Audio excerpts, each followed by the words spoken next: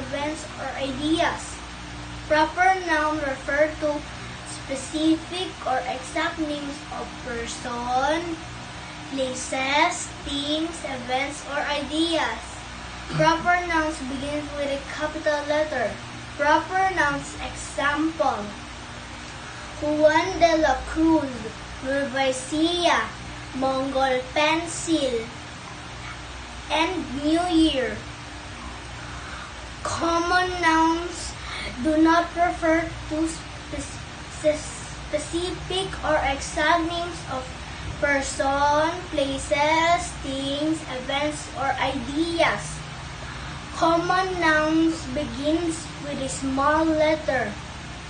Common nouns examples: teacher, market, chocolate. For gender of nouns, masculine gender refers to a boy or man. Example of masculine gender: father, breast. Feminine gender refers to a girl or woman. Example of feminine gender: mother, sister.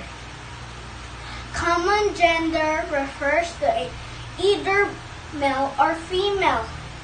Example of common gender: teacher, nurse, cousin. Neuter gender refers to a non-living object. Example of neuter gender: ball, umbrella. Singular noun refer to one person, thing, place, event, or idea.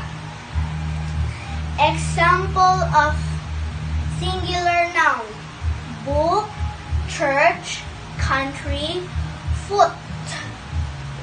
Plural nouns refer to two or more person, places, things, events, or ideas. Example of plural nouns: books, churches, countries, feet. Praise is a group of words which expresses incomplete thought. Example of praise: a responsible learner. Sentence is a group of words which expresses complete thought. Examples of sentence: Cinderella is a responsible learner. Sentence begins with a capital letter and ends with a punctuation mark, like period, question mark, exclamation point.